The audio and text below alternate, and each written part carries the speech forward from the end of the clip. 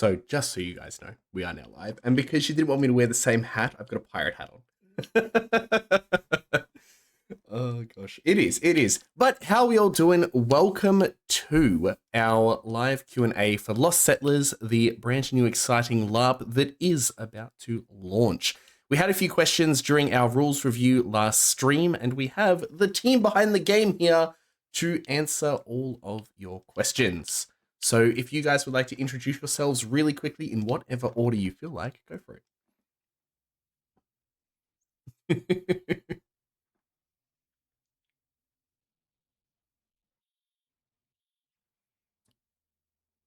Hold up. Tech issue. No one can hear you for some reason. No, in general. All right, let's see if this will work. Oh my gosh.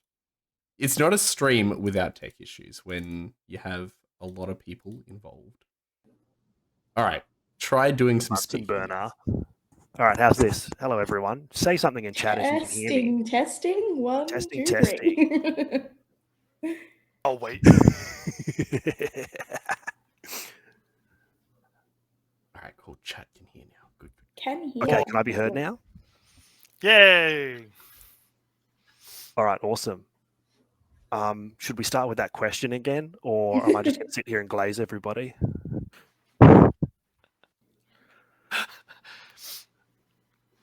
Okay, so I'm Gerald. I'm head of mechanics, I guess, and gameplay for Lost Settlers. I'm also the GM for the Barßori faction, the faction inspired by Landsconnects and conquistadors and privateer, buccaneer sort of things. And I'm joined by three very intelligent, very experienced, and good-looking LARPers who have kindly agreed to help make this game happen. The first of those I got on board, though, was Matters, so I might just handball to him now. That's all right.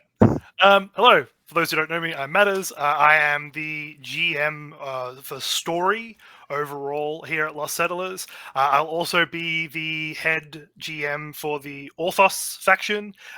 So it's good to be going across the seas, I'm sure, with some gallant redcoats, some people looking to settle into the new continent for king and country. We're obviously quite inspired by the British as well as the Danish explorers and settlers throughout history. Yeah, beyond that, I am keen to be here. I might jump in next. Hello, I'm Beth. I'm on board originally as like a welfare and accessibility kind of GM. And I'm also the lead GM for the Brock faction, who are inspired by that kind of Iron Age Celtic, Gallic kind of vibe. I'm very excited for this. I think this is going to be a really good opportunity to explore some elements of roleplay I haven't done before. And then in general, I'm just here to look at the rules and the way we play the game and look at it from a bit more of a well-being and accessibility perspective. I guess that leaves me, the fourth wheel for the GM team. My name is Zane. I am the reserve GM. My role over the course of the event is going to be keeping things ticking over outside of the camps when you're all in them, and hopefully not ever having to fill in for your lovely GMs who have already introduced themselves. I can see in chat someone's appreciated that we've gone our faction colours. Of course, we couldn't not. Yeah. It certainly helps. But thank you all for being here tonight. And to anyone who is in the chat right now, feel free. There are some links that will pop up throughout the stream in chat as well as in the Discord. If you have any additional questions, feel free to pop them in. If we don't get through every single question tonight, we will do an additional stream at a later point to be announced, to be planned, etc. But we should jump straight in, I reckon. So, Gerald, you had something you wanted to run through. Yeah, I just wanted to sort of detail, like, I guess the real, like, base underlying philosophy from where I come from when I want to make a LARP. And this is the first one I'm running, like, as the head honcho, I guess. And and this will sound like a bit of a ramble in the like, back in my day, we wore an onion on our belt, but it comes to a point. So to start, in Eastern philosophy, a koan is like a little phrase that like springs you into enlightenment. Just put a pin in that. So when I started role playing in like D&D, the first thing I do is just like vibes and just go like, oh, I want to play a bard and I'm just going to do whatever. And then that was throughout high school, and then get to uni, and people were like, oh, well, if you play like that character, you need to take this, that, and the other feat to optimize your character so that you're like, you got this feat at level 20. And I was like, oh, okay, so you got to like optimize and shit. Okay, cool. So I was doing that. Then I came to LARP, and it was like, okay, I'm still coming in with that, like, you got to optimize for like the perfect sort of character philosophy. And that went on for a while, and I did Swordcraft for a while, and I did a bunch of other LARPs, and eventually I traveled to Drakenfest a couple of times. And it was the second time I was at Drakenfest, and I was talking to some players around the campfire about like, should I take this trait or that trait for my character? Like, what's going to work the best? And they said, are you playing the rules or are you playing the game? So that was the koan that I was like, oh my gosh, I've been taught wrong.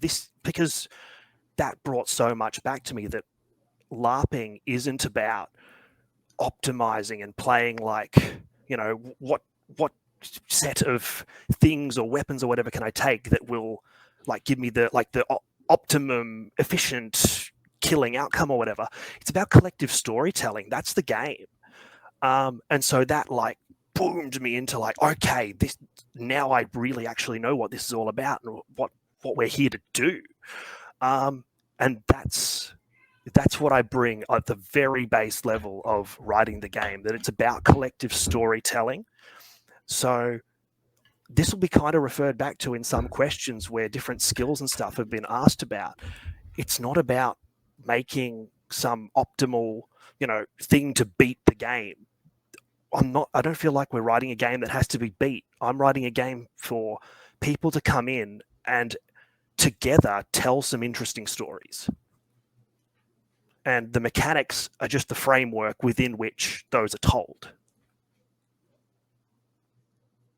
If anyone else has any, you know, underlying philosophies or like game design things that they want to like express, like this will be the time before we get into like the questions, you know? I might jump in very quickly if I can in that case. So I have been semi-retired from LARP for a little bit, and I say semi because I have actually still been doing a lot of LARPing. I think more since I retired than before I retired. But I have been doing a lot of mega gaming. So Melbourne Mega Games runs kind of a day-long LARP thing. It's not actually a LARP. It's a combination between like a LARP and a model UN and a board game, and it's a fantastic experience. From a design mechanics perspective to look at in terms of LARP. And one of the things I like the best about the way Melbourne Mega Games runs a lot of games is that they tell their facilitators, rather than playing, who are like their GMs, rather than playing yes and game when you're improving, we play a yes but game. And yes but means you can try things, you can do things, there might be failure, but that failure will contribute to the story further. It's not failure for the sake of failure, it is failure for the sake of furthering the story. And so, again, it'll come up in this stream a bunch as we answer questions, but that's something that I have really kind of taken into Lost Settlers as like, failure shouldn't feel bad and like you're not getting absolutely anything out of it. Failure should be your stepping point to the next part in the story. So that's my quick little bit of design philosophy that I'm sprinkling into Lost Settlers. Very nice. Was there anything else anyone wanted to add to that? I probably have a lot to say, but I have a feeling it's going to come out during my a few of the answers. I'm pretty sure I will be like probably explaining some of the design philosophy behind things as we go. So I'm not going to eat up more time. Very fair, very fair. Well, let's jump straight into the first section of questions, which is logistics. So the very first question we're going to go through, the table on page 13 is slightly confusing. What time will play commence for this LARP? The morning cycle starts at 8 a.m., but the Saturday mentions it will commence at 11 a.m. Will there be no morning cycle on the first Saturday? Yeah, so Pretty much. There's not going to be a morning cycle for the Saturday. And the reason for that is we're obviously opening up the site on the Friday, which will allow people to get set up, hopefully. But we do understand that at that time of year, it does get dark quite early. So we've set aside some time on the Saturday morning to allow people that opportunity to get set up. And there's a bit of a buffer there, so we can be a bit flexible. So if everyone's set up and ready to go by 11 o'clock, we can kick off and get straight into the game. Otherwise, we've still got that little hour period for people to get orientated, a bit of a soft game on, and then we can kick into the afternoon cycle for the first one. Perfect.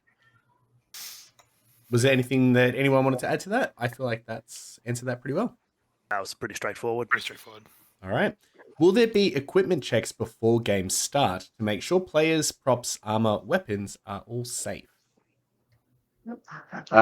What I should have mentioned in my last answer is we will be putting out a logistics document as well, which will help address like a lot of these out of character logistics style questions. But yeah, as part of the registration process, signing in, you'll get all your equipment and props and stuff checked over, along with your character skills, etc., to make sure everything all aligns with rules, etc. And that so basically the answer to that is yes.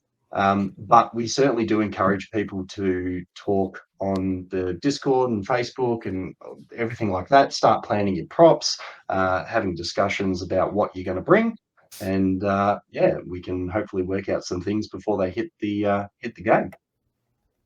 Awesome.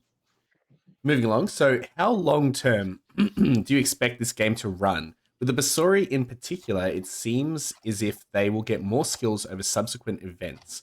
Will this be a trilogy or continue for the foreseeable future?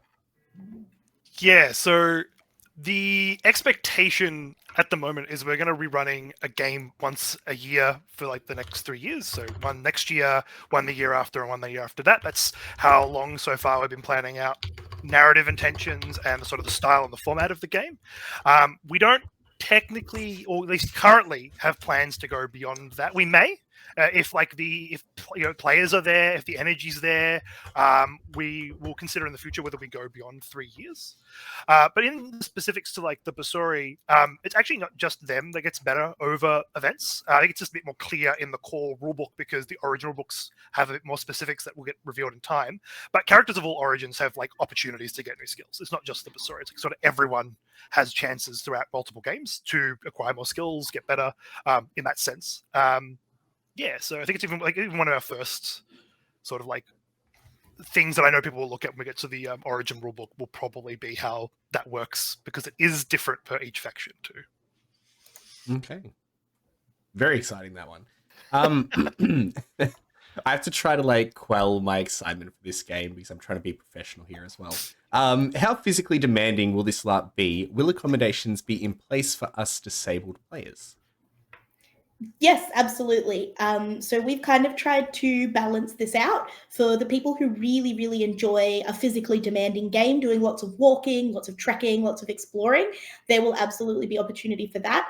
But we will also have naturally built into the game, there's a lot of opportunities for more still roleplay, I guess, roleplay where you're not as physically kind of strenuous, things like your religious officiation, your healing, your morale boosting, even some of the resource extraction that's a bit closer to camp.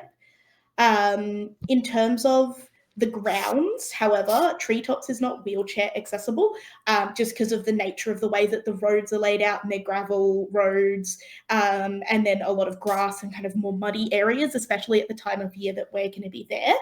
If you have a cane or a walker, we will be endeavoring to make sure that there's stuff set up in the more traversable ground, the more like solid grassy areas or those kind of gravel areas that are a little more solidly packed. So there will be stuff for you to do that is kind of traversable if you have a cane or a walker. But if you have a wheelchair, we would probably say this game is not going to be the most accessible for you just in terms of getting around. In terms of the actual things you can do during the game as well, if you want to participate in the game, but maybe the full participation of playing the game is not quite enough for you, is not quite at the level that you are able to participate in. We may also have some volunteer roles that are a little lighter on in the kind of strenuous activity in helping us run the game as well. And then finally, we have cabins. Treetop has some really lovely cabins, and we will actually be opening these up earlier to people who need them for accessibility reasons. So you don't have to sit online and be like, oh, I have to get like online as soon as tickets open so I can get a cabin. We'll be opening cabins up earlier. If there's something once the logistics document, origin rule books, all those other bits and pieces are released that seems to be of concern, or it's something that you really want addressed, you are more than welcome to either email us, contact us on Discord, contact us on Facebook, and we're happy to chat through solutions with you. We'd love for you to be able to come and play the game in whatever way you are able to.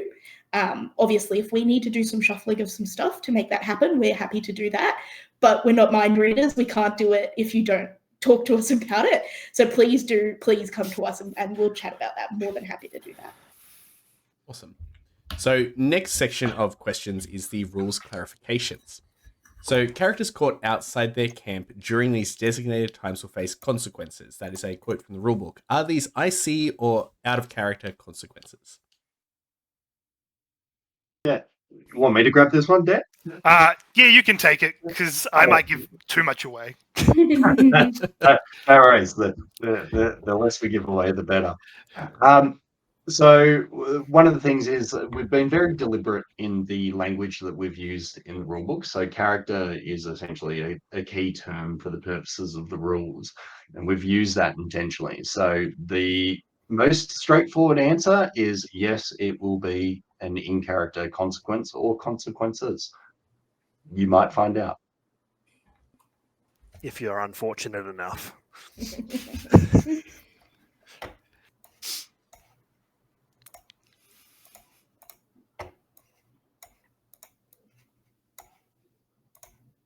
Click, click. Click. I think that's me, sorry. I'll click less loudly. I am muted. My bad. When a character begins to starve, they lose access to all but one skill. How does this affect skills such as Torc, Hunting Trophy, or Signet Ring, which are primarily used to note class and costuming? Daniel.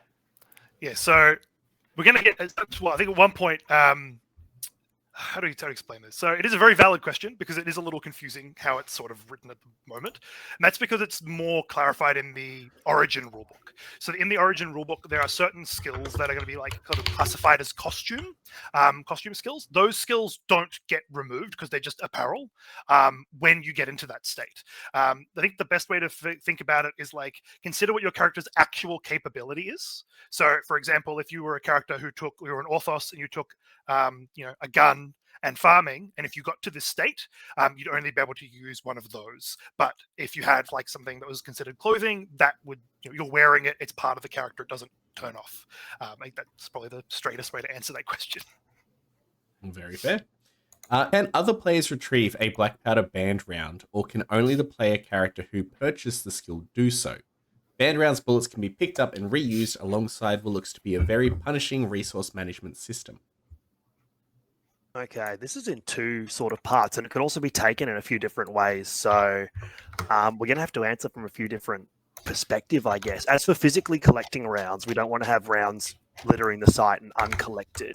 So functionally, anyone can pick up a round for the express purpose of returning it to the person to whom it belongs by keeping the site clean and making sure people don't lose their stuff. But obviously not to be collected with the intention of withholding it from whoever owns it. In terms of like the resource management system and having like, so you get 5 rounds with your black powder weapon or 5 arrows with your bow. There's a line that has to be drawn somewhere on where like the hardcore mechanics are and where they're not. Because if we just took that to its natural conclusion, this game would be Paddy and Two Fingers on an island with a jar of leeches and a saxophone.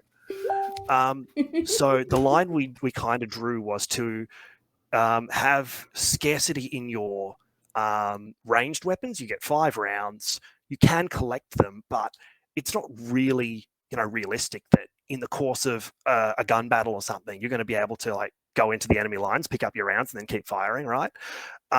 So you fire off your 5 rounds, and then over time you'll get them back. That's just kind of to simulate you get a few more from your tent or whatever. But it also makes the person who's got those 5 rounds think, when do I use these? Like, is this a time where I want to shoot my gun, or do I want to wait? There's that mental scarcity as well, which is important. Because if you just sit there and fire for 5 rounds and you waste them, and you don't have, you know, a really good backup weapon, that's a problem. But again, back to like the physically picking up the rounds, and as to say if the rounds are collected by somebody else, rounds tend to be calibrated to the gun specifically. We've described how long a round should be for a given gun in the core rulebook. So if you pick up a round that's not yours and belongs to somebody else and you want to fire it, that's not appropriate because it might not be calibrated to your gun. And also the person who owns it is responsible for making sure it's in good nick. So if it's become frayed or damaged, you don't want to be firing it because then you're kind of responsible for what's happened there. So if we'd encourage everybody to like mark their rounds so that they know whose it is. And don't fire rounds that aren't yours. Make sure they get returned to the person to whom they belong. I guess the one thing I could add to that is the skill allows you to carry 5 rounds, but if you leave extra rounds in your tent, if you lose rounds and you can't get them back, it's okay to grab a couple to make sure you got 5 on you, you know, later on, but you can't have more than 5 on you at a given time. And if for some reason you pick up an extra round while you've got 5, you can only use 5. That's the intent of the rule. And the key thing with everything is to look at the intent of the rule and follow that. That was a long explanation for that one, but I hope that answers your question, whoever gave that one. Definitely cleared that one, I think. If multiple surgeons are working on a patient, can they do 2 steps at once, or will they still need to wait a minute in between each step? If so, is there any mechanical benefit to multiple surgeons working, or just roleplay? Yeah, so the steps in the surgery process are followed in order with that minute break. So you can't really do multiple actions concurrently. It's 1 and then break, and then 2 and then break, and then 3 and then break, etc. The rule intent is that the same surgeon, though, doesn't necessarily need to complete all the steps. So if you get to step 3 and step 3 is something you don't have left in your surgeon kit, and you go, oh crap, I don't have this left in my surgeon kit, someone else can be, oh, I have that left in my surgeon kit, and you can basically tag out. So multiple at once, not useful. Multiple just in case, maybe useful. Okay, I like that. A booklet that has a word in Elvish can be used to have a meaningful interaction with a Barßori, but cannot be shared with anyone else, only the owner of the booklet. What is stopping them from just talking to mates other than the rule itself? Paddy and chat, how would you answer this one? So chat, if you've just heard this question, the booklet with the word in Elvish, if you looked at the knowledge language book and you know, someone's asked you, well, why can't I just read this out to everybody, even though it says I can't just, you know, straight up the game, read it to everyone. Why wouldn't we have that? Like, if you got an idea of that, drop in chat. But See, Paddy, I what do you personally think? say you wouldn't do that because, again, none of the factions really know each other. We're still learning about each other. So why would we go about just saying something that is pivotal to the Barßori people and the elves and that faction to the other factions? Why would we give something like that out freely? Just because our friend is in that faction doesn't mean our characters are necessarily friends to give that information. Hell yeah. Beth? I think that is a fantastic answer. I think that's basically exactly what we'd say. But I do think it also needs to be said, follow the rules of the game, please. We have a player code of conduct. Not following the rules is against the player code of conduct because it just makes the game not fun for other people. Even if it seems like it would be a benefit to share it with your friend, it actually might end up being a detriment later on that they know that when they shouldn't. There are consequences for breaking the rules of the game as they are written. Please make sure you follow them. And no one likes metagame. Hell yeah, exactly. definitely that. It's also that, like, from an in-character perspective, the lore knowledge language rulebook isn't a real item that your character has. That's accumulated knowledge you have either from study or travel, or maybe like your character was an innkeeper and they've overheard a whole lot of things. It's that sort of that's just knowledge you have. And at the moment, I can't inject knowledge into people's brains at time of recording. So the way to do that is to give you something in writing. And those things aren't the only things you know, but those things are things that might become relevant at some point in the game. And if the most creative way that a person might think to use that resource is just to read it out verbatim to the people around them, it might not be the skill for that particular person. The person who asked this question might be thinking, well, someone might do that. So that's sort of the reasoning there. It's also that, like, if you think about this in real life, like, I've traveled to Germany for Drachenfest, and I know things about other cultures. Matters has traveled as well to Germany. Beth's got her own travels. Everybody does. But to sit down and sort of recite everything you know about something kind of unprompted is kind of weird. It doesn't exactly happen. But if something's in front of you and it jogs your memory of a specific thing, you can be like, oh, I know this kind of, I know what to say in this situation that'll get us out of trouble. Or to get even deeper, like, if you've seen the movie Inglourious Bastards and the way, like, they're in that little in Paris, and they're in the bar, and like the guy orders like 3 like this, and that's how like the like German officer knows these guys are American spies, because Germans would do 3 like this. It's that sort of thing of like keeping the knowledge to yourself to your advantage rather than just letting everybody know straight away, right? Yeah, that's the 100%. intent here. Like, you've got this information and you can look at creative ways to use it once you've got it. And I think the only thing I'd add on to that is just consider it like this a little bit too, which is, if you are the only one who knows something, that makes you very valuable to your faction if you know stuff about other factions. The moment you spread it out or maybe make it way to common knowledge, your usefulness to other players around you might drip, and that's your choice to make if you're in that situation. But like, that is another element of the game. It's a very good point, that one. All right, so next question is, so if rucksacks are a skill, are other bag types allowed, like belt pouches, or is everyone else without the skill just to have to carry their things in their hands, because you can still conceal things in other types of bags? Yeah, totally get it. We knew rucksacks would be a kind of a thing when we put it in the skills, but it was a debate of like, yes, you did. You did. And you know what, Beth, you were absolutely right. And we're willing to concede in the discussion you were right. And it's why we did some particularly specific wording about it. The rucksack is a large back-mounted backpack of some sort, or a satchel. So having like extra like pouches on a bandolier or on your belt is totally fine. Organize your stuff in all of those. But the idea here is that there might be some like props or tokens that might be a bit more difficult to conceal in those places. The other intent here is that rucksacks work mechanically different to your little personal pouches of stuff. No other character should go looking through those things. That's your personal stuff. The rucksack mechanically is a skill. It is a thing in the game. If you are concealing something, it is a reasonable expectation of the game that stuff in there is in play and in character. So you should expect other characters to have an interest in what's in there, and whether by force or by negotiation, in a certain situation, they may want to try to find out what's in there, and it is there, understood to be there for that reason. Right. That leads us into our next question as well. I'm interested in playing Barßori, and I was a little puzzled at the rucksack skill item being restricted. Does this mean that no Barßori can carry any bags, or is it just large, spacious rucksacks are limited?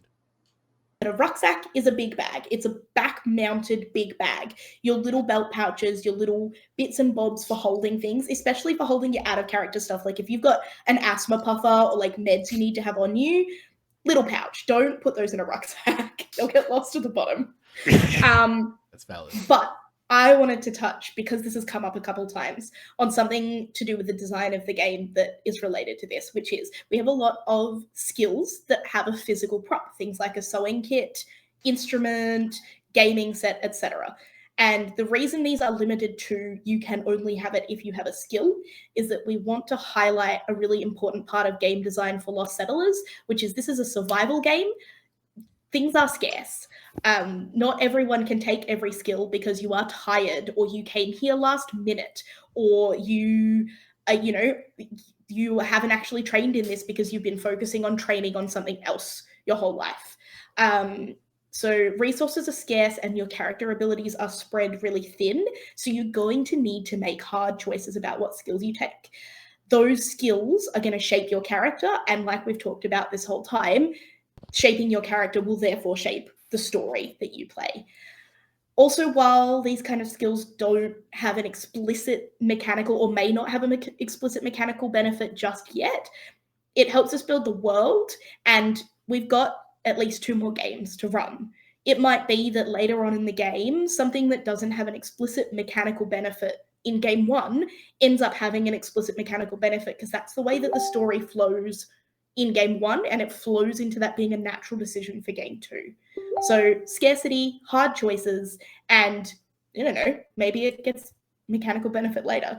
But I like to describe it as this. Think about, like, say you're a Brock and you're in the Brock faction and you're all feeling really miserable and you are the only Brock with a gaming set. Even if it doesn't have mechanical benefit, whipping out a pack of cards and being like, all right, guys, let's play some cards, or like a set of dice, like that's going to have not a mechanical benefit, but a physical story uplifting benefit. It's going to be a great story for you to tell. It's going to be something that is just really uplifting for your whole camp.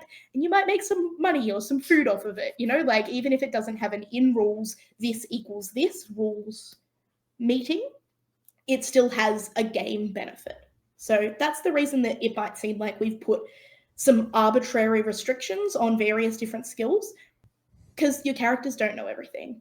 And they shouldn't, because this is a survival game. Sorry, Daniel, you had your finger in your nose for a second. Our little universal sign amongst our GMs. I wish to speak next.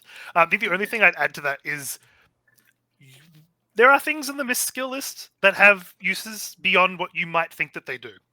Some of them are inbuilt, and as Beth has pointed out, some of them are not yet inbuilt and might have things in the future.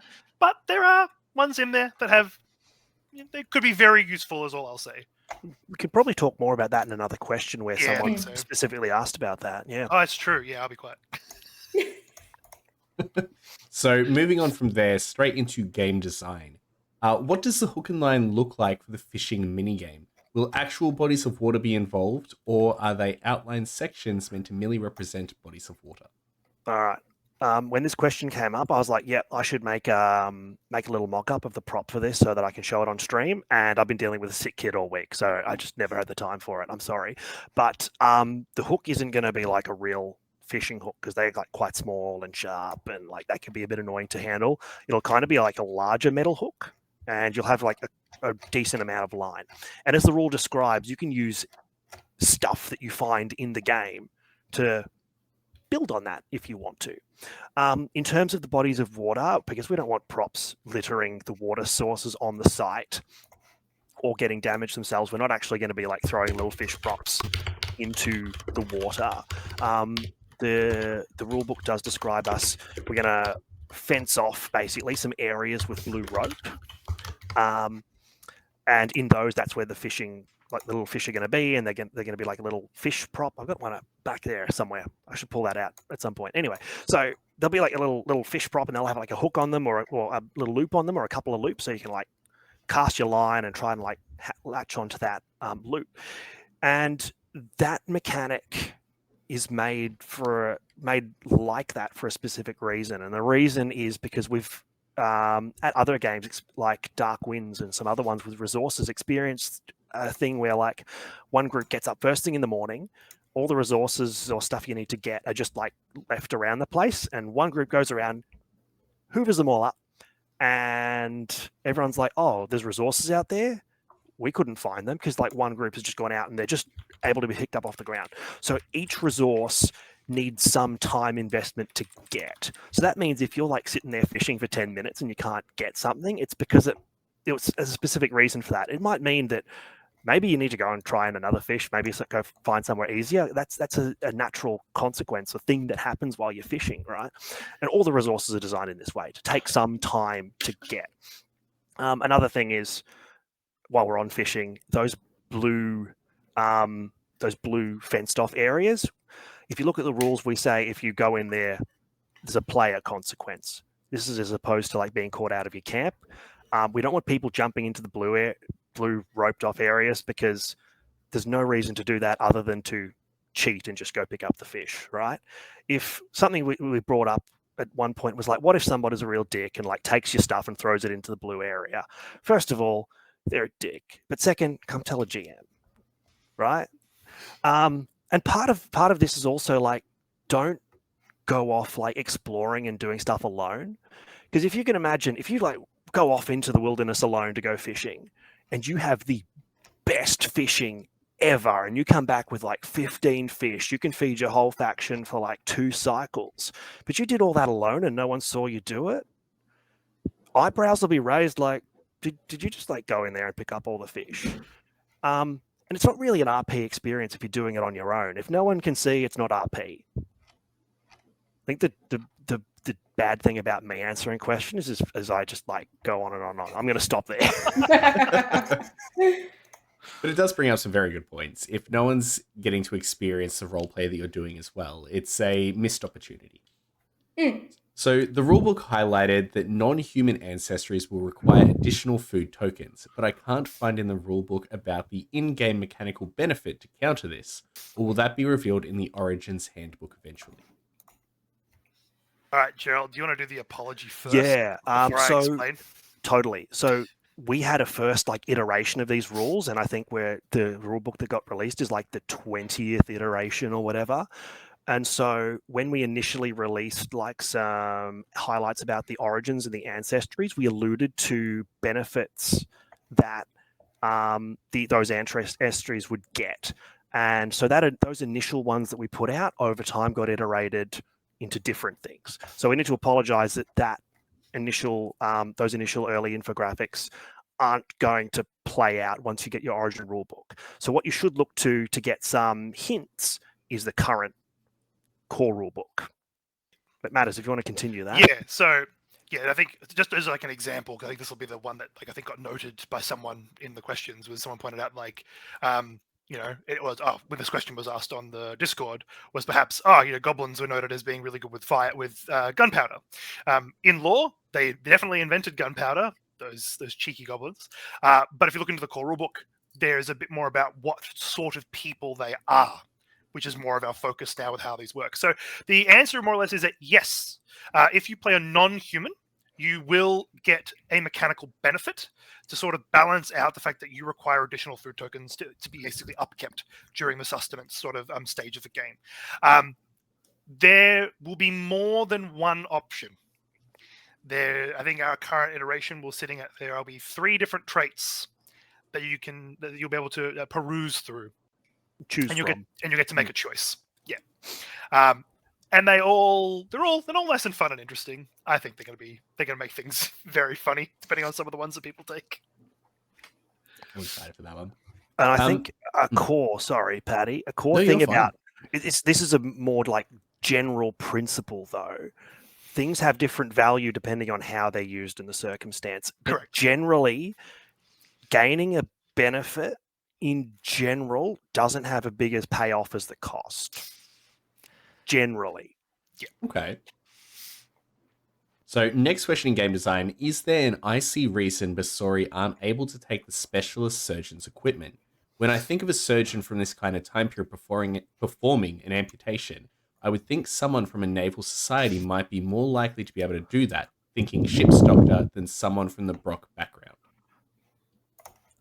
Beth, you had one point to point out on this. Did you want to provide that, or you get what you get and you don't get upset? No, sorry.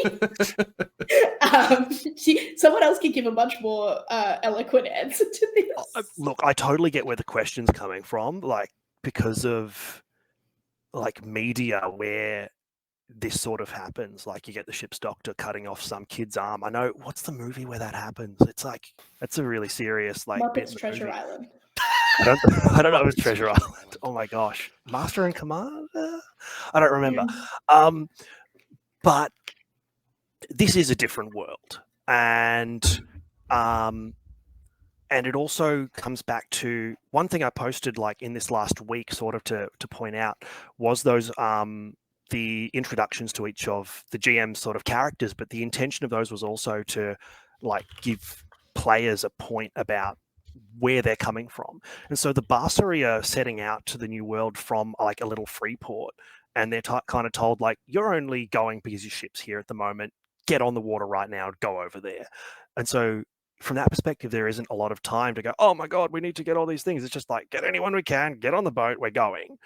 But also generally in world, this is our world. Like we've written it. So if we say, hey, like the Orthos have got a better like knowledge base for developing specialist surgeons practices and stuff, and the Barçori are kind of behind in that regard, and the Brocks have like got a big tradition of like better herbal medicine, and have got like a really specific lineage and good oral tradition around that compared to the Barçori. That's the way the world works. So it also comes to a key part of the game where we do want to differentiate a lot of the factions, and part of that is you have different skills depending on which faction you're in, and so we've excluded skills from certain factions, and we've made those decisions for certain reasons, which may become apparent in game or may not.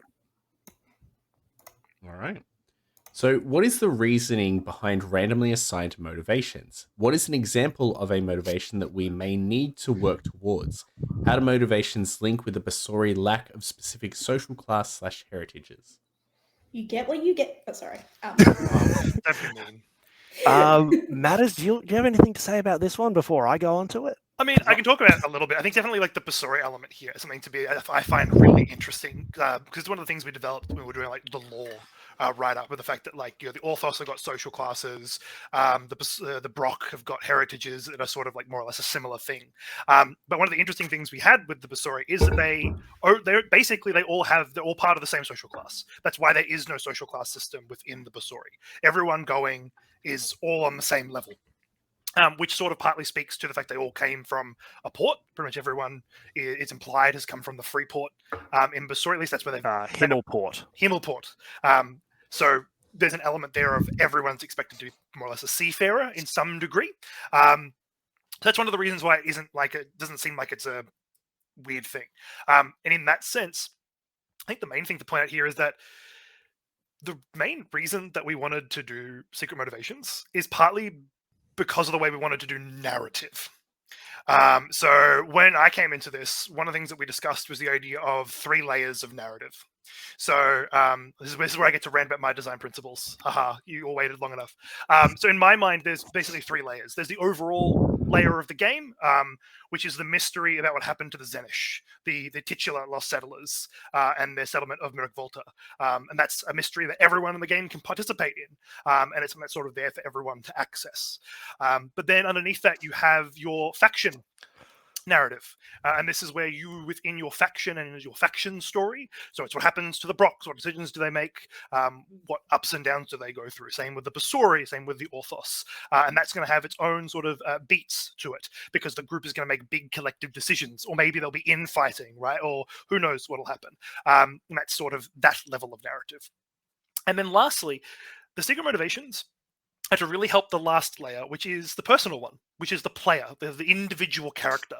And this is coming from the idea that in LARPs, we often have our moments, right? You can be a moment of being sort of like someone who helps someone out in a crucial moment.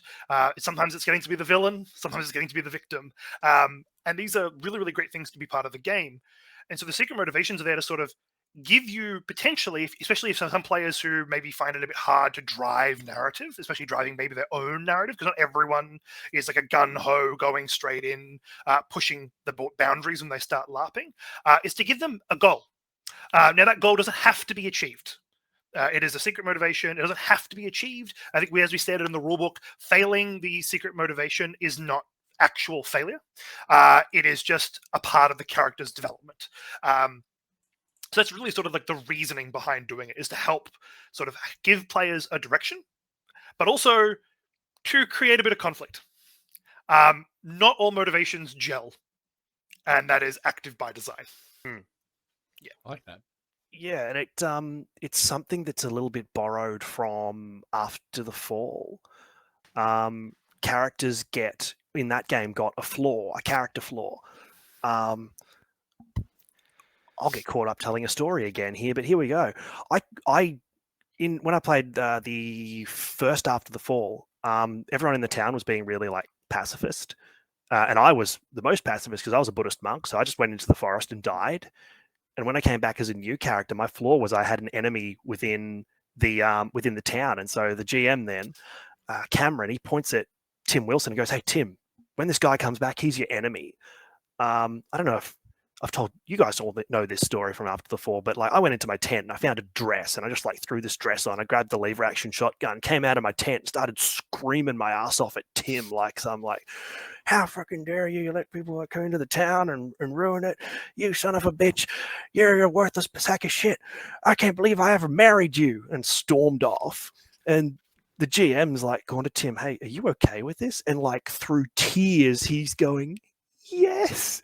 And it was amazing. Like, so this character flaw like came to like define like a really key part of the town and like our player interaction. Like me and Tim like had a few like big blues throughout the game. I stage slapped him at one point. It was awesome. So I'm not going to give any that's an example, I guess. It's not an example of what a motivation will be, but it's an example of the influence that was given to motivations. I'm not going to give an example of motivations because I don't want to color that. Yeah. All right, that's exciting though. What is the balance between mechanics, combat, and roleplay? Oh, I love and also partly hate this question because it's sort of really hard to say. So from like our perspective, I think as like GMs, and obviously we'll come at this with a different area of expertise, but it's sort of meant to be a little bit of a balance. But realistically, like the mechanics are more like a collective understanding of cause and effect. They're just sort of there as a framework to role play in. And I've always been a big person, and obviously I'm, for those who don't know, I'm a professional writer.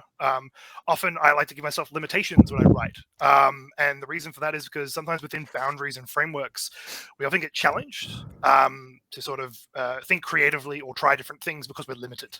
And I think in that sense, that's what the mechanics are there for. They're just there to sort of allow you to sort of go through the game and experience it and to sort of help emulate what's going on. Yet the other elements are going to definitely be part of the game. I think roleplay is probably the more fundamental out of the three.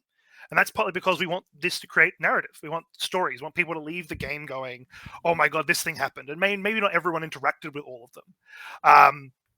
But it's more about like character building, about having those unique moments and watching the characters grow through ups and downs. In saying that, like the game is maybe not necessarily designed to be combat heavy in the sense of like everyone's going to go warring with each other consistently. They may, if that happens, cool. But like the game, it's got a high lethality, which means that combat is something that you have to be very careful of going into because there's a high chance you will not leave it unscathed. And so. Yeah, I think it sort of answers it. It's more, yeah, if you think of it as like a triangle, role play is on top, mechanics and combat are underneath, sort of helping to hold up the role play and the narrative. I like that. All right, so how much conflict do you, the story team, expect or want from this game? Does the story still function if it's all-out war or zero fighting? You've partially answered that already, but it'd be interesting to see what that could cause for the first game. I think Daniel's point of roleplay being at the top supported by mechanics and combat kind of really tells you everything you need to know about that. If no one fights in this game, there's still stuff to do. If everyone fights in this game, it's going to be a real interesting game. We might have to send everybody home on Saturday night. No. We've definitely tried to design the game so that it's not reliant either way, basically. The game still functions. The rules aren't kind of supporting a win condition of you win the final battle, you win the game. Which is, I mean, I guess quite a common thing in LARPs, and definitely not kind of down talking that at all. But yeah, I think combat's a tool to facilitate roleplay. You can absolutely have some really cool roleplay stories that come from a combat. So we didn't want to be like, no combat LARP, no fighting. I think that's about it that we kind of have looked at. Yeah. All right. How likely is character death and/or high levels of starvation? How likely is it, Zane? Well, We like this let's question. just say if you're a tabletop role play and you're familiar with Call of Cthulhu and the extent of lethality and the fact that you don't want to go into battle with eldritch beings and all that sort of stuff because you're a squishy little human and you're going to die like one. You're a squishy little human or other background in this LARP as well. And so if you do something that would kill you, you are very likely probably going to die. That is the best way of saying it. Anyway, so that's why I'm here. So, yeah, I reckon you should, if whoever's asking this and anyone else who is curious about this, when you make your character and when you come to this game, you should come with the expectation that this is a thing that will happen. If you read the rules, it lays out very clearly what happens after you die, and what happens when you get injured. It isn't a case of you get healed by someone doing a thing over you for 30 seconds and you're back up. There's a cost to healing. When you die, you don't just go to a respawn point and come back. You've got to spend a little bit of time out of game. You might need to do some things just to help us run the game for a time. Some of those things could be actually planned to be kind of really, really fun. It also gives you a bit of time to decompress from the fact that your character's died. And I think that's really important, because if you just jump in straight into another character, you might still have a lot of feelings. So you need to let them go, think about what you want to do next, and then come back in with that new character. So like I said, the rules have been written and given to you so that you can expect these things to happen. If you are playing this game thinking, I'm never going to die, we're never going to starve, you're going to have a shock when it does happen, and you might not be pleased about it. But remember, this is a game, and we've set this expectation that these are things that can happen. So please expect them. And if it doesn't happen to you, okay, cool, great. I hope you got a really good story. But at the same time, if you die or if you're starving, that's not losing. The only way you'd lose is if you don't have a good story to tell afterwards. Very valid point. Beth, you had something you wanted to say? No, that was it. Yeah, basically. Okay. I was like, he's done it. That's fine.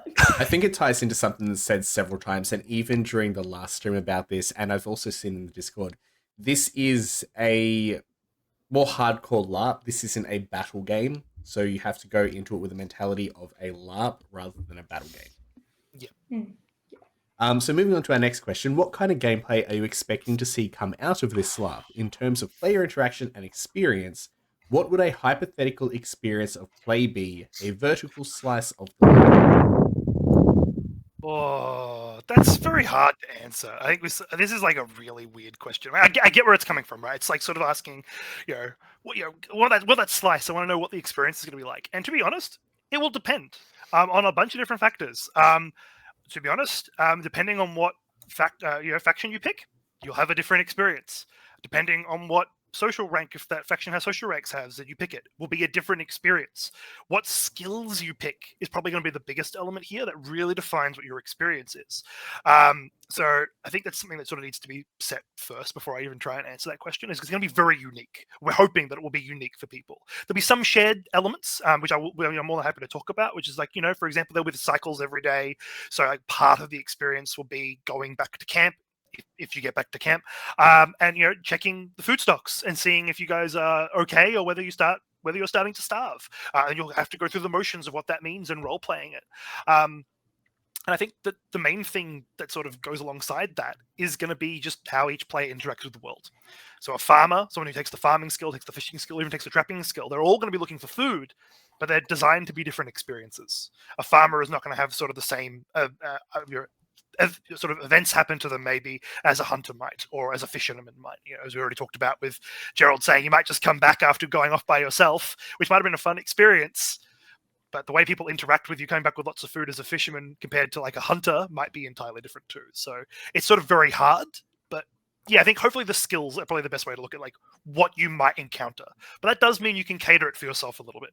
If there's certain things you want to do or certain experiences you want to have in the game, then there are skills that are probably leaning more towards it than others. Right. I think that really leads into this next question as well, to an extent. Are the miscellaneous skills using a sewing kit, wearing certain clothing items, instruments, etc. mechanically useful? In other words, why is it better to have a gaming set or Origin standard over a gun and farming equipment? Just from my perspective on that one really quickly, again, as you mentioned just before, it comes down to what you want to get out of the game. If you want to have your little slice of life LARP where you're a farmer doing your own thing, do that. You get what you want out of that. If you want to be someone who's getting into more combat, take the weapons and armaments to focus on that. It comes down to your character, but I'm sure you all have more to say on that. Yeah, if I can start, just because knowing you guys will have things to say about this too, I'll stop at some point. But if your only tool is a hammer, every problem is a nail. I guess I can start with that phrase. Second phrase I want to put out there, and I read this in a YouTube comment like right after I read this question the other day. Strategically, best moves are ultimately reductive, tailoring participation down to its absolute minimum. So if you're looking to optimize because why would I take a miscellaneous skill that doesn't have a mechanic? It doesn't do anything. I want to like optimize this game. You're optimizing yourself out of role play opportunities and storytelling opportunities. So there's that.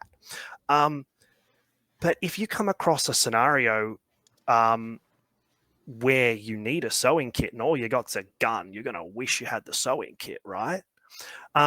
Miscellaneous skills that don't have any mechanical benefit described in the rules are tools that we can use to put out challenges that those items can assist with. So if nobody's got those things and one of those challenges comes up, you're in the book, basically. But also, you might not look at one of those items and go, oh, I can't do anything. Well, yeah, you might look at that and go, that's got no benefit. But there might be another player out there who sees that and has that little creative spark and goes, I know how I can use that for something really cool that will delight the other players and will like give all the GMs a massive boner. So by putting those out there, like we want to give opportunity for some like cool storytelling, some cool role play, and we want to give tools so that we can give you guys challenges and story experiences that you can talk about later on. And it gives the game more depth. If it's all about shoot enemy, grab food, that's kind of boring, right? I'll stop there. It's valid.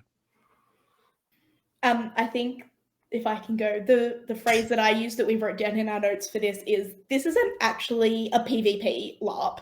This is a PvE LARP. It just so happens that there's a bunch of other players that form part of your E, and you form part of their E. So be a good E was basically what I wrote down here.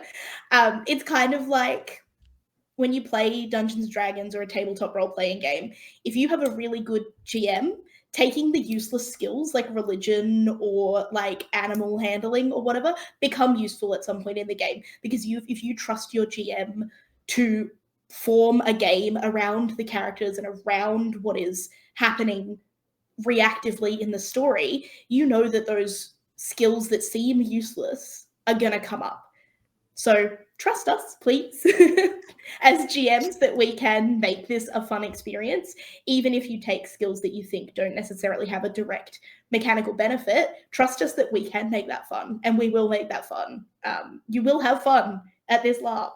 You will have fun. I think that just to jump in at sort of the end here, and sort of reiterating what I sort of said a bit earlier, which is not all miscellaneous skills are useless in the sense of also the mechanics. There are just a lot of mechanics that are happening behind the scenes that aren't very clear. That we know what they do, and we know how things can be useful, and those are things to experience in-game. Some things, once you get to your origin rulebook, might be inferred, but beyond that, you will have to consider perhaps what else we've got out there in the mechanics of the game as well. So there is I think, a healthy mix of miscellaneous skills, sort of allowing you to have your character, but also sort of come out of nowhere and have the solution to a puzzle that may have been pre-built or may evolve because of how the game is playing itself. I like that. So, why is there no cooking skill? I want to be able to make all the camp's resources into tasty, tasty food. Your cooking skill is tied to your real life cooking skill. More That's the best way to put it. No, we didn't want to conflate or confuse in-character eating with out-of-character eating. Like everyone, we want them to take care of themselves and be actually well-fed so that they can roleplay to their heart's content. If you are in camp and your camp is at starvation levels and whatnot, just pretend what you're eating is hopes and dreams. Like, That's a brilliant way of putting that. Was there anything else anyone wanted to add to that one, or? I think it's pretty. Yeah, I think that sort of summarizes it, right? We just want people to be able to eat their normal food, right? Very valid. Because that's a certain health and safety level of the game that we sort of we want to follow. Hence why we don't want to confuse. We don't want to discourage people from legitimately eating, right? And also just part of the fact that the game has got those cycles and you got that specific in-camp time. Those are really good interrupted times, therefore, to sit and cook your meals and make sure that you're well fed. It's kind of something different to a lot of other LARPs where you got to try to kind of fit it in. You can halfway through cooking and then something's going down and it's like, well, I can't leave my pot. As a warband leader of 10 years plus, and also the person who used to cook for an entire warband at the same time, I appreciate this so much. There's a lot of hardcore elements to the game, but like, we'll let you eat. Yeah. So, how common are cross-species relationships in the setting? Will I be able to fulfill my fantasies of a hot dwarf girlfriend? So you know what? I said that someone would ask this question or a variant of it early on in lore development. I'm not even kidding you. So to sort of answer, I'm going to answer sort of two questions. So it's been implied already, and I think written in a few notes, but we need to sort of just so it's really clear. The different species within and different ancestries within the game can't cross breed, so there's no half breeds or halflings of sort of like those different sort of species, and there are reasons for that in lore. The origin books may have some more insight into that as to why that doesn't occur, but in the sense of actual relationships, so there's definitely space for discussion of like, I see familial relationships, so people who you might be like friends with or family with more generally, but like sort of, which just as a side note, you can say that prior to the game. You can organize with your other members of your faction before you start doing your character stuff. Going, hey, I want to be a family member. Or I want a brother. I want to come across with a brother or a sister. Or I want to come across with a partner, like an in-character wife, or in this case, girlfriend. You can do that. You can definitely discuss it with other players and bring those sorts of relationships to the game from the get-go. That's perfectly fine. However, with the idea of different ancestries being in sort of this companionship sort of idea, it is possible, but in lore it is just not common, and there are reasons for that. Once again, this is stuff that will be revealed more in the origin rulebook, but they can happen, but it's more complicated. I just don't want to spoil things right now. Very fair. It's more of a cultural thing, yeah. And cultural stuff is all in the origin rulebooks. Yeah. Yeah, the before we game's not move on. designed as a dating sim. It's not a dating sim. Just very quickly, obviously, anytime you're role playing anything to do with relationships, even familiar relationships like your family and your friends and stuff, that should always be a two-way conversation and should always be involving consent from both players. Really, really important, especially if you are wanting to role play pursuing someone in game. That still needs to be a conversation that's had out of character. You need to clear that with that person. And that's something that if, that would be quite a serious kind of breach of code of conduct if that was something that happened without consent from all players. All right. Moving on to the next question. How are the Lost Settlers team looking to shape the view of LARP by the community, and what benefits do the team see that this will have on our LARP culture? I have some notes here that I wrote down. I think this is a really tricky question to answer because I think there's a few ways to interpret the question. So if I answer this question not in the way that you had intended it, please do let me know, let us know, we can try again. I think the answer is kind of twofold. If you're talking about how we're seeking to shape the overall LARP community in Australia, I think we're looking to diversify the kind of LARPs that are available to the community, bringing something new, different. We are fully acknowledging that what we're doing here is very different to what a lot of LARPs look like in Melbourne particularly. And that's okay. And it's all right if you look at this and you go, oh, I don't know about that. I don't know how I feel about these rules, and I don't know how I feel about the vibe of this game, because it is different. I think the second thing is that we want to show the community that you can run a LARP. Obviously, it's a huge undertaking. It's a massive, massive project. But we want to show the community that it is possible to do. If you have a good team and you have a good support group, you can make it happen if you have an idea. If you're asking how we want to shape the overall view of LARP to the general public, I don't think that's something that was particularly on our minds. I think other people can jump in here if they were like, oh, here's how I want to shape the view of LARP to the general public. I personally want to try and bring a few more broader RPG groups into LARPing and vice versa, but I think it's not something we kind of deliberately looked at. And in answer, this is a very wordy answer, I'm sorry, but in answer to the second part of this question, the benefits we want to have on LARP culture, I think we'd really like to show the LARP community that it's okay to try new things, and it's okay if they're not perfect straight away. We're pretty confident that, our game one, our mechanics and stuff will be something brand new and different, but we're also okay if it needs tweaks and changes. Perfect is the enemy of done.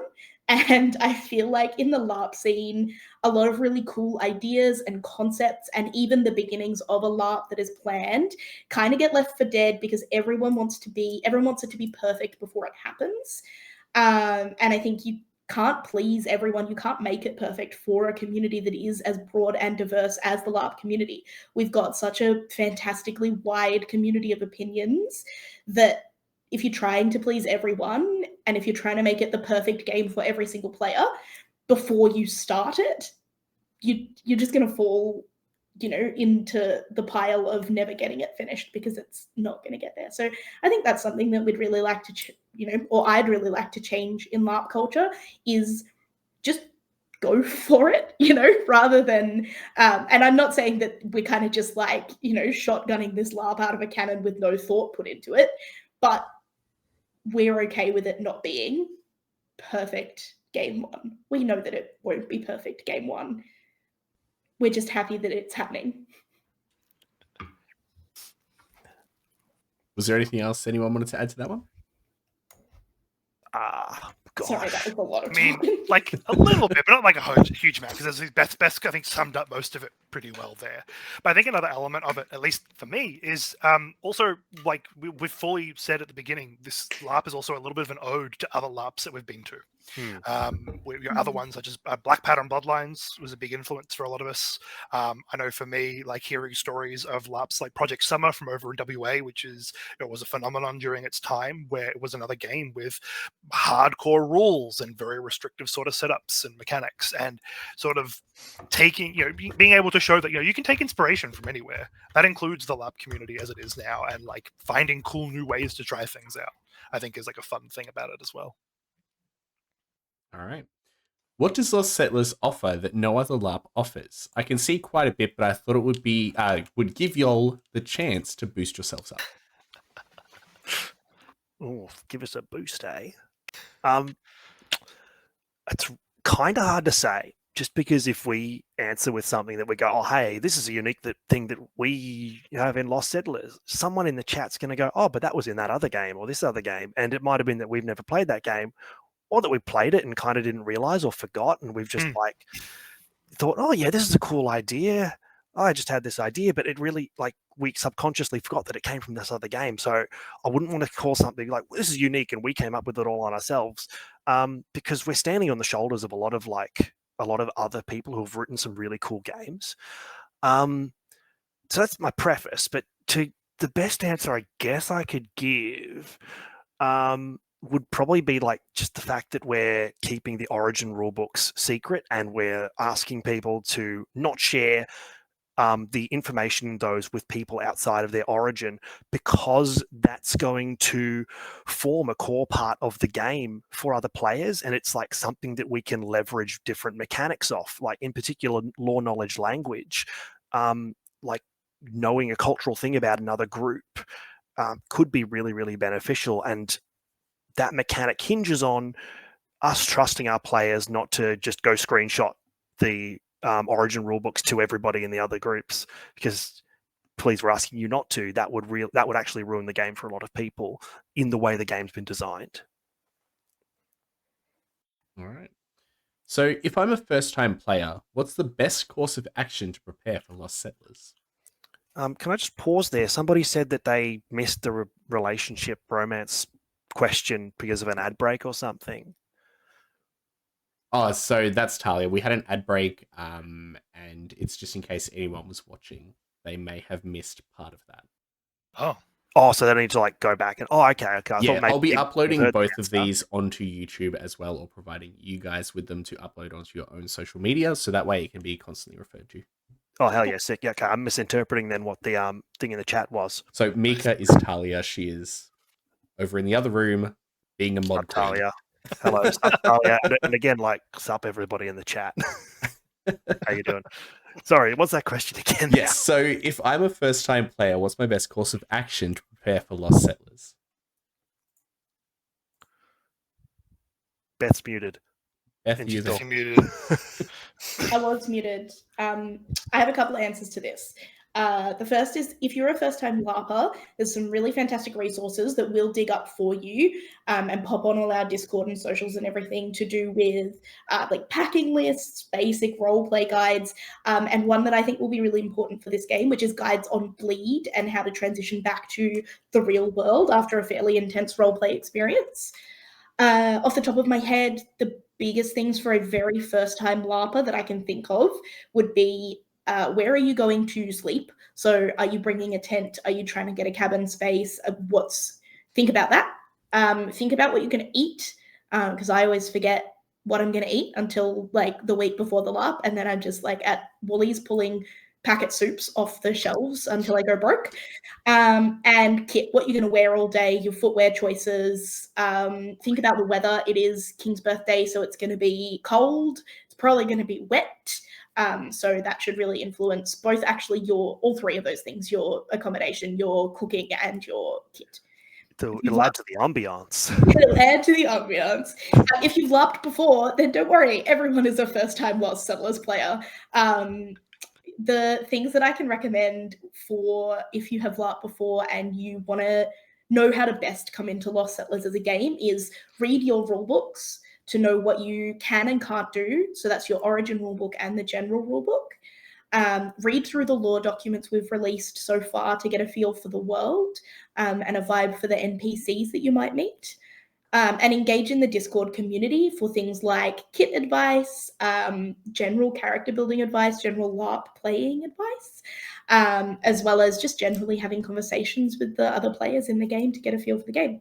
I would also particularly recommend really researching into what origin kind of suits you the best before you kind of start building kit or planning anything like that. Because you might think, oh, I really, really want to play a Barßori character, I think that's really cool. And then you might do a bunch of research into it, and you might go, actually, I don't think this is the vibe for me. I think I want to play an Orthos character instead. So yeah, really look into it. Have a good long think about that.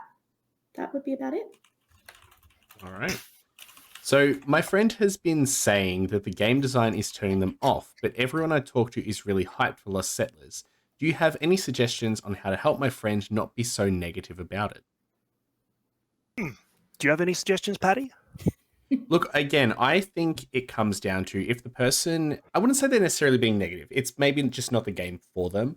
And if the game isn't designed for that person, trying to force them to do it, to participate, could push them even further away from the game and also LARP in general. Mm-hmm. There's lots of different LARPs out there. There's just the same as there's lots of different films out there. We don't watch every type of film. I personally don't enjoy watching romance, but I like watching slasher films. People don't like watching slasher, people like romance. You know what I mean? If it's not for them, don't force them. You wouldn't want someone forcing you to participate in something. So it's as simple as that. But there may be an aspect of the game that you could potentially advertise to them. So, for example, hey, do you want to be a fisherman chilling in camp doing your own thing? Do you want to be this part or that part? There could be one aspect which doesn't participate in the overall game, but participates in their own little story and enjoyment for themselves and their camp. But again, don't force people to do things they don't want to do. Don't be that guy. Simple as that. Yeah, absolutely. Go back. So I think that something that I really love about the LARP community, especially in Melbourne, is everyone wants to support everyone's stuff all the time. As soon as there's a new thing, everyone wants to support it. And I love that. It makes it such a wonderful kind of community space. But I think what it does lead to sometimes is people saying, well, I really want to support this game, but I don't like it. And so they go and play it, but they play it in a way that they don't like. They're like, I'm not comfortable here. I don't like it, but they want to play it because they want to support the game and the new endeavor. I think we would like to actively discourage that, I guess. If there's absolutely nothing that you like about Lost Settlers, and really, like Patty said, have a think about what you might be able to do that you might enjoy. But if there's absolutely nothing that you like, there will be other ways to support us as an endeavor. Financially, you could buy merch, wink, wink. Financially, you could buy another player a ticket if you really wanted to financially support the game.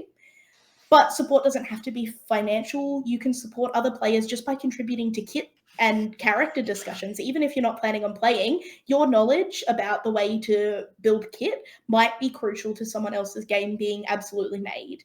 And if you really want to come to the game but you think mechanics aren't for you, we will put out more information about this, but we will be having a few volunteer roles for things to help us run the game, where you're not necessarily playing the game and playing the mechanics, but you can bring some kit, you can bring a character, you can exist in the world of the game, and then your role within the playing of the game is to assist us in various different things around the game. So you're not actually playing the mechanics per se, and that's another way that you could support us. If the issue is that you really want to support a new LARP, but you don't like the mechanics, those are some of the ways that you could possibly support us.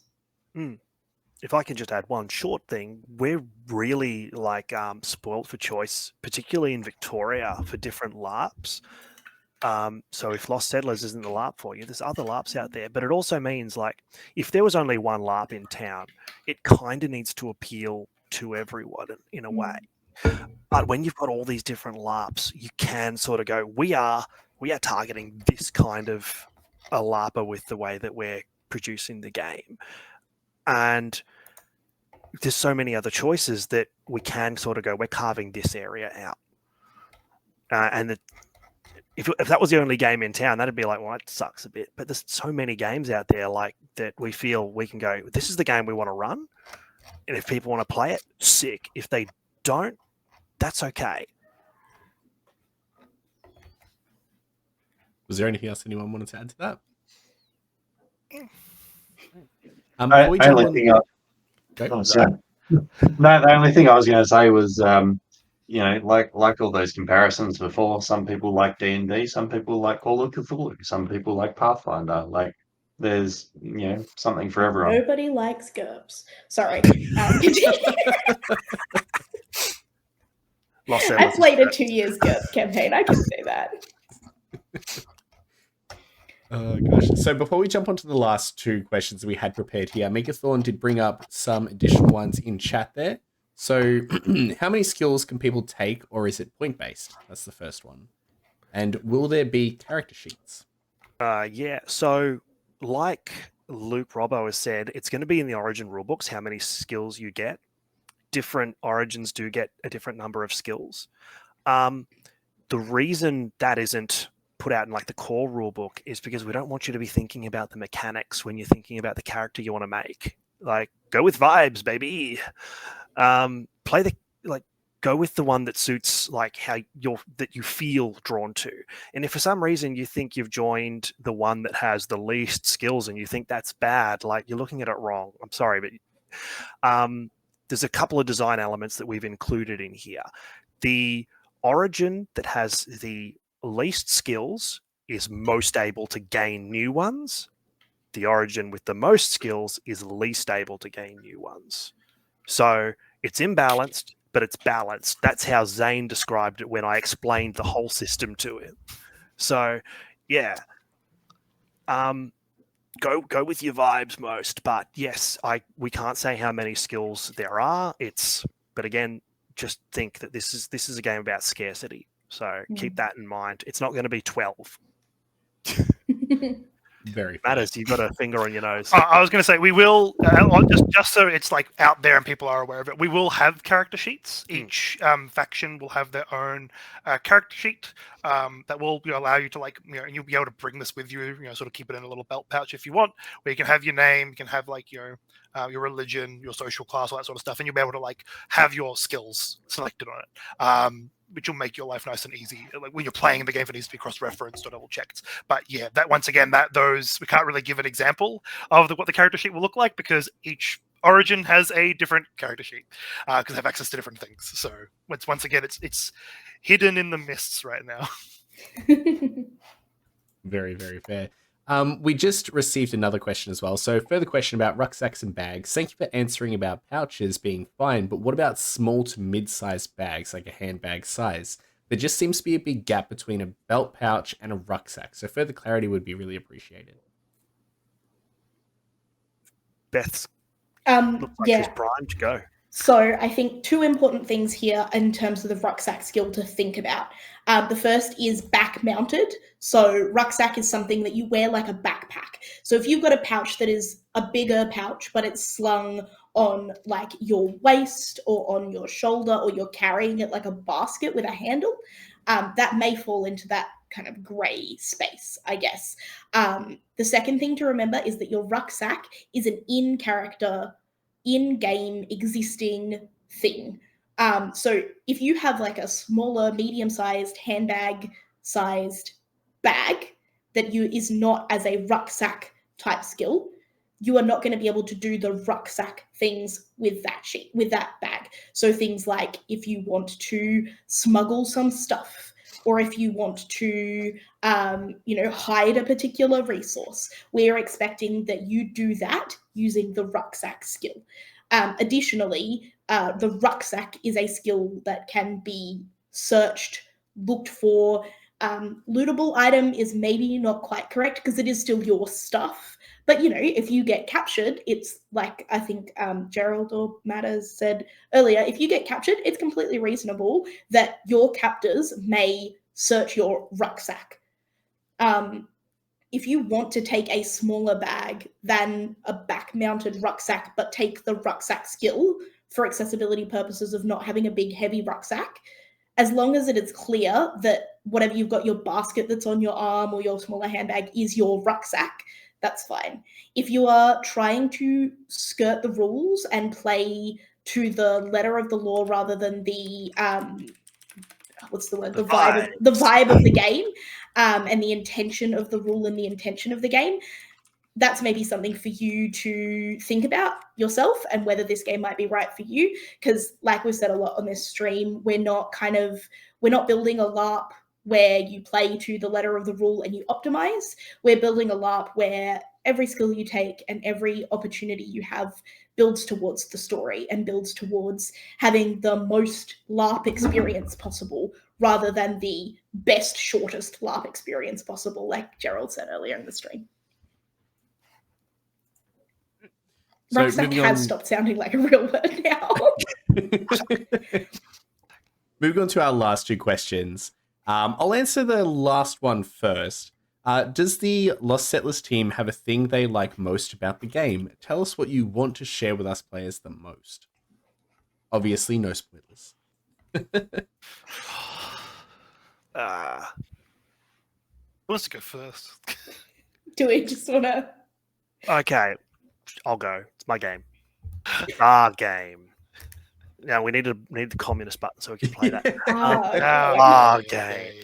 But I really want to see, like, I guess the thing.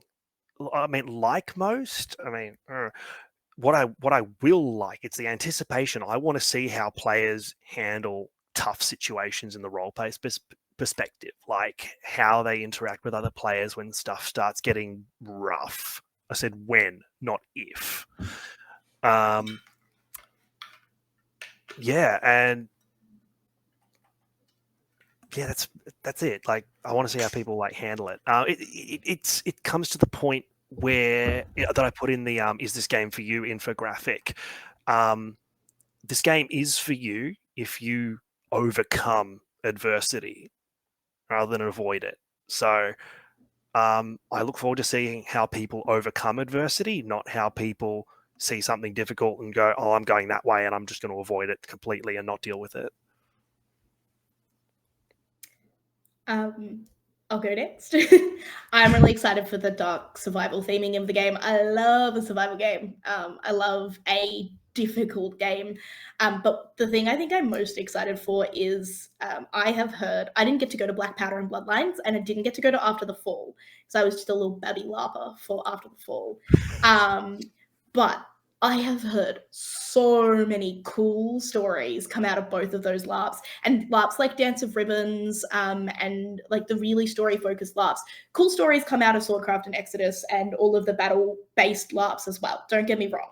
But I have heard so many cool stories from those really story-focused LARPs, and I am so looking forward to hearing, oh, at Lost Settlers this one time, at like a quest like 6 years down the line, someone being like, oh, at Lost Settlers this one time, I did this.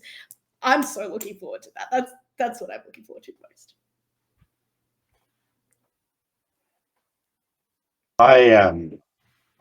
I think the thing I'm most excited for is essentially providing people with a LARP experience where the consequences for both action and inaction like form part of that core gameplay component and concept. That, as well as essentially that fog of war that we've spoken about, that comes from the other Origin rulebooks not being visible to the other Origins. I think that's going to produce some really tense moments potentially between players interacting with each other or characters coming across each other. And yeah, really excited to see how that all plays out. Oh, now it's up to me. I have so many things that I'm keen for in this game. I'll try and sort of streamline it down for me, I think, because I've always loved survival games. Going to like, I haven't played a bunch of them. I've only played a couple. Like for me, Blackpowder and Bloodlines was probably the closest, and like I absolutely adored that. And so like that element of survival side of the game is going to be key and core, and I cannot wait to watch people interact with it. But there is an element here, I have to say, this is sort of the story GM, which is the mystery, because there is a mystery to the setting. This is a new continent. No one has been here except for the Zenish, and God knows where the Zenish, gods, depending on which faction you are in, knows where the Zenish went and what happened to the people who came here before you. So that's something I'm sort of keen to players to explore and uncover, or maybe not uncover, depending on how things go out. But if I could pick one thing from the game, it will be madness. I am so keen for the plethora, and I do mean plethora, of madness effects, because there are a lot, and they're all a little unique. and I won't say more than that, but it's not just going to be the fact that players have to roleplay some really cool things. It's the fact that then other players, or I should say their characters, are going to have to react to them. And that is going to create some very interesting roleplay scenarios. That's all I'll say. So keen for that. All right, so we did miss a question earlier. Barßori not being able to farm, considering how earthy their appearance is, cultivating the land feels like something they would at least know how to do. Oh, yeah, okay. So I think this is sort of, just to make it clear, so the Barßori themselves are not like all earthy. I think this is sort of picking up on the elven sort of like that's one of their physical attributes, is because the elves are a bit old and they're a bit like stoic. They will often let things grow on them. I think it's written in like a little like snippets, like could be some mushrooms, could be some barnacles, could be tree roots, could be all sorts of things, like sort of a flair of the elf, almost like wearing it like an adornment. So just to clarify that, if there's any confusion there. But as I sort of stated, the Barßori aren't necessarily going as quickly as other groups. They wouldn't necessarily have thought to have brought farmers, because like lore-wise, there are probably farmers in in Barçorius, the empire. But this not necessarily the story that they're also experiencing. I won't go into detail, but each faction has different intentions for the new continents. The Barçori, to sort of give a little bit of context, they aren't necessarily interested in establishing a permanent presence across the sea, which doesn't necessarily require farmers. So in that sense, to sort of expand upon that's sort of the narrative reason, but to sort of expand upon it from a mechanical sort of idea, was that we really wanted to make each faction, I think Gerald's already sort of said this, each faction sort of very unique. And if you look, every single origin only has 2 of the 3 food skills. We've done that on purpose, so they don't have access to all 3. So, for the Orthos, it's farming and fishing, it's hunting and farming for the Brock, and then it's hunting and fishing for the Barçori. And so the intention here is partly to, once again, create those moments of conflict, and very specific conflict between factions, but also narratively, it means that you might have to go talk to someone and in another faction and have a conversation about like, hey, so you've got farmers, let's make a deal. Or it could be, maybe having to risk things, right, for food more. Like there is intention behind this. I think Gerald's going to speak to this a bit more. Oh, I was just going to say, if you are playing in the Barçori, but you want to be a farmer, read the trade item skill. Yep. If you're in the Brock and you want to fish, read the trade item skill. Yeah, I think that's something that I actually really like about the design of the game is, yeah, your options are limited, but we have designed for the game and for your character to evolve throughout the 3 games that we are planning. So obviously you have to start somewhere. And if we start you at 100, it's really hard to go up from there and you get a lot of power creep. So we're starting you at 0. So that you can, get better rather than just being like, oh, it's game 2, but there's no meaningful improvements to my character. Oh, it's game 3, but I can't actually see any character growth because I started with everything I wanted to have. I think that covers that pretty well. Now, leading on to our final question for the night. When can I get tickets? Oh my fucking God. There is one person who already has a ticket, and that's because we offered a ticket at the LARP charity gala a few years back, and of course we're going to honor that, absolutely, and they'll get a code so that basically their ticket cost when they get it will come to 0, because I think that person asked that specifically in chat somewhere. I'm not going to tell everyone what that code is. Why would I? But when for tickets, so we're coming into spring and there's a ton of LARPs happening. We are also actually, after the core rulebook launched, we were looking at these. We wanted these questions partially because we are continuing to work on the origin rulebooks, and looking at the questions we get here, we know more about what people want to know about their origin, and we can actually go kind of 2 ways and look at things like, can I have a hot dwarf GF? Let's think about how that'll actually work. It sounds like someone wants that in an Origin rulebook. Should we put it in? How would we put it in if we did? So because when you buy your ticket, that's when you get access to the Origin rulebook. We can't put out tickets straight away. We do want to wait until some of the LARP season, the spring season, kind of cools down, because we got there's a Swordcraft quest coming up. Yeah, there's Drakenfest. There's Dance of Ribbons in early November, and we are looking to drop tickets in early November. But when I looked at the dates initially, I was like, "What about this date?" It was right in the middle of Dance of Ribbons, so I was like, "We're not doing it then. That's really disrespectful to them." So tickets will be launched. We'll put a date up soon, but it'll be shortly after Dance of Ribbons in early November. All right.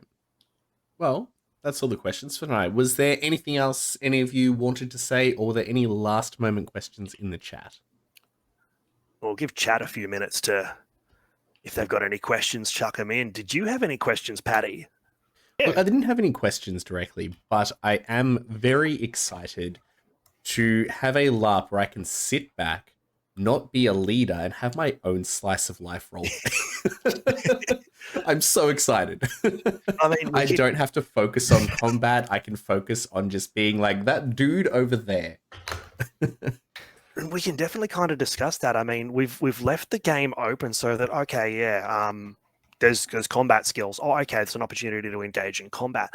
But you've got the choice to go, I'm not going to take any of those skills. So I can just go and farm, come back to camp, play a bit of music, sew some things. Like, just, you can kind of go on a holiday, I guess. But at some point, someone might come into your camp and shoot you. Look, if my little fisherman has to get shot, like, he gets shot. But that just adds to the story. Ooh, I look forward to just being a piece of the story. Hell yeah. Someone's asked about ticket costs. So on tickets, do you have an estimate of cost, and will there be payment plans? What have I put? So early bird tickets are in the $150 range. We are using Humanitix, so they have payment plans available. But that needs to be activated on the back end, so we'll look at that. If you need that, we'll have that open for you. So yeah, early birds, yeah, I think from memory they're around 150. I'm saying numbers now. It's dangerous. Yeah. But then once you get to like general admission, that's another $30 on top of that. So it's at 180. Also, if someone needs a cabin for accessibility, yes. So basically, you're not buying a cabin ticket that includes the game ticket. You've got the game ticket, and then you've also got the cabin ticket. So if for some reason you, specifically, right, cabin tickets will initially only be available to people who need them for accessibility reasons, or for interstaters who need them because they can't bring over absolutely everything. So for those people, email, and this will all be in an infographic that'll be put out later and in the logistics document. Email a lost settler at gmail.com, and you don't need to go into all your detail about your accessibility reason. We're not arbiters of that.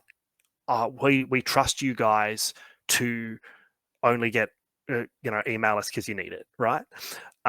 So yeah, email us. Hey, I need the cabin ticket code. I've got an accessibility thing. Yeah, cool, no worries. You can have that, and you can tack it on. But that means that if you are not somebody with an accessibility need, but you would like a cabin ticket, and they are available after the cutoff time, then you can buy your Origin ticket. Now, tickets are separated by Origin. You buy an Orthos ticket, you buy a Brox ticket, you buy a Barçori ticket. You can buy that, and you've got your early bird ticket, whatever early bird price. And then later on, when those cabin tickets are available, you can just buy just the cabin add-on to that one. Beth, more to say on that? I think I have 3 things.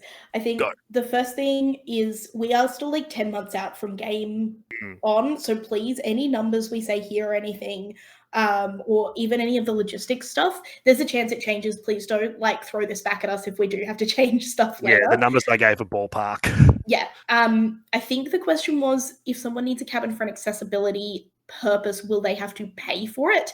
And the answer for that, I believe, will be yes, because we still have to pay Treetop for those cabins. Yeah, it costs us like the site to use those. So But I don't believe. otherwise we'd have to just increase the cost of all tickets. I don't believe that we're, and Gerald can correct me on this, I don't think we're making a profit off of the cabin tickets. I think the price of the cabin ticket covers the price of the cabin. And my we got to take into account that they'll they'll ream us if the cabins are left dirty. That's true. And the third thing is, and again, correct me if I'm wrong, importantly for cabins, I believe cabins are separated by origin. So you can't necessarily, if you are playing a different origin to a friend, you will not necessarily be able to stay in the same cabin. Obviously, we'll be able to make exceptions for if you need a carer and you want to be in separate, if you're both playing and you want to be in separate origins. But as best we can, and for the most part, you'll be in a cabin based on your origin. I'll just jump in there, Beth. Actually, yes, there are 3 cabins specifically for origin, but there's also like an overflow cabin, which hasn't. And so, if you're in that situation where you do want to camp, you do want a cabin with, say, your partner's in another origin, then use the overflow cabin. Just ask for that when you, if you need that for accessibility reasons. Otherwise, you can just get it when the ticket sales open. So that way, we want to keep the origin cabins like fixed for origins, and then just if it's mixed, because you're going in there with a partner or something, use the overflow cabin, and that one can be the mixed one. All right. And I was just going to add on very quickly. A reminder: those cabin spots will be limited too. Oh yeah, so, like, so many beds in it. Put it out there. Once they go, they go. We physically cannot add cabin tickets because there's only limited space. So within cabin. Was there another question in there? Someone asked. Yes. So does it matter if you have a modern tent? Comfort is important, and if that's the tent you've got, that's okay. It'd be amazing if everyone had in character, period tents.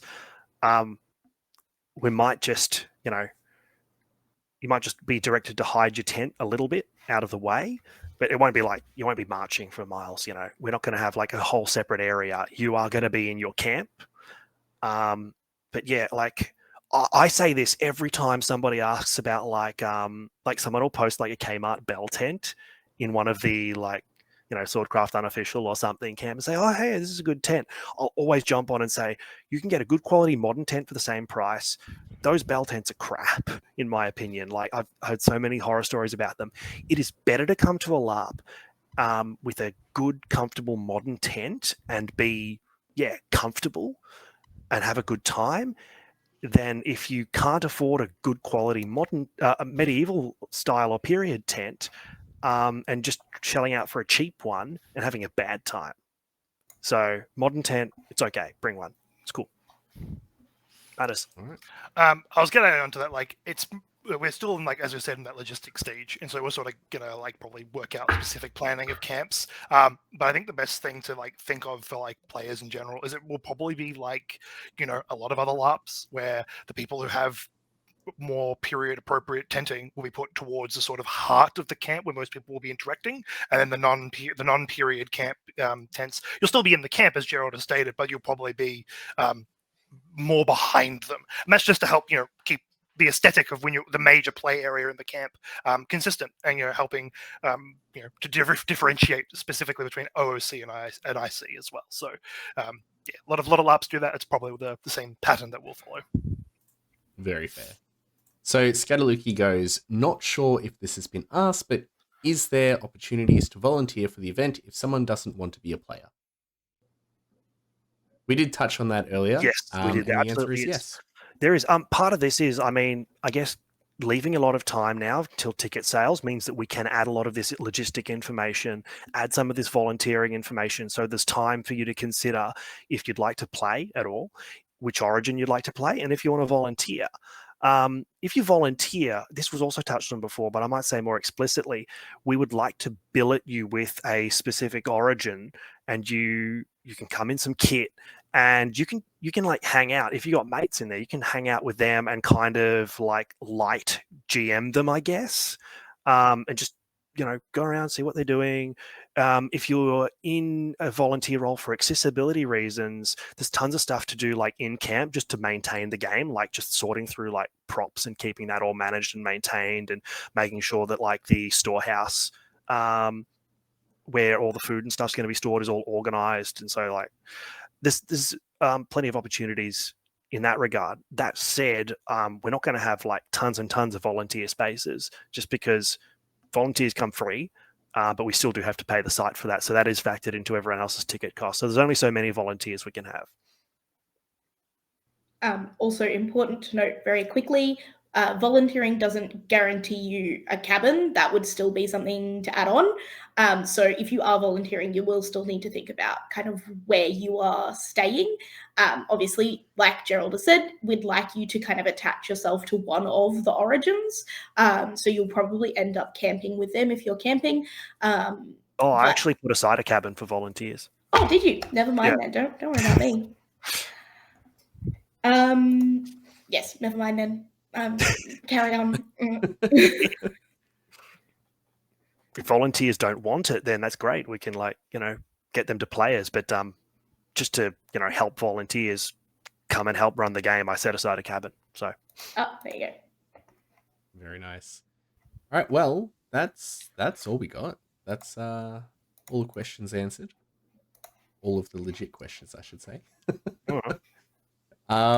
Thank you for Paddy. answering all of that. Yes, Paddy, I've got a question for you. Is there anything you don't like about the game? That it's not happening next weekend. No, I like that a lot. I think that's really good. I like that it's not happening next weekend.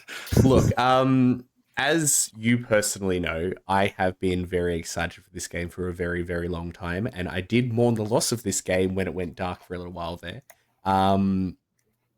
So I think the biggest thing for me is I want it to happen.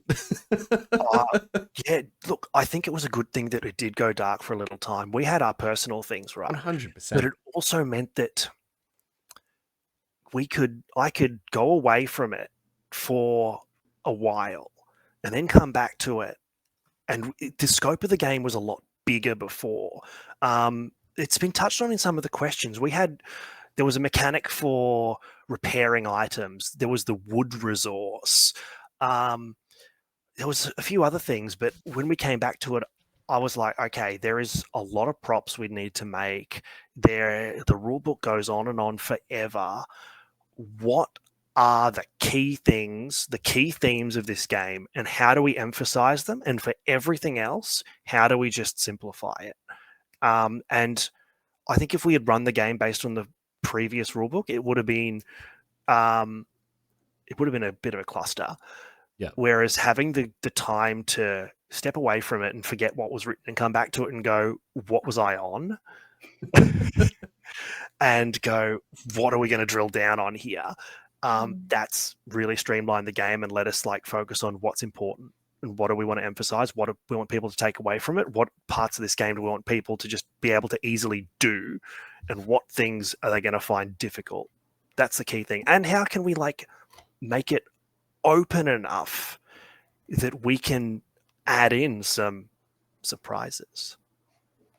It's a very fair point. It's always good to have a moment to take your eyes off of a big project and come back to it. It really helps out. And I'm sure those of us who have been paying attention to the information that you have put out in different discussions that have happened over the last few years since it was announced, it's a lot more streamlined now, and there's less junk. To put it really simply. Yeah. So for a lot of people who are newer to LARP as well, it's removing a barrier of entry to an extent where you don't have to memorize all of these rules. You don't have to know everything. And I think that's a really, really good point to bring newer LARPers, or even LARPers that have been around for a couple of years, into a more roleplay focused LARP, rather than what is more commonly known, at least in Victoria. Yeah. No, I'm super excited. I'm super excited, yeah. But everyone already knows that. Any other GMs have closing comments to add and hype everybody? Come to the game. No, I'm really excited for this. I'm coming out of retirement, guys.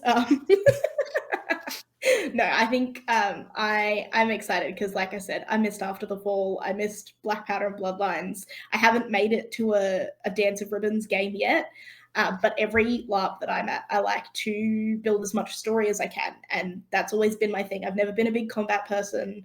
I've never been a big strategy person. I've always been a what's the coolest story I can come out of this LARP event with.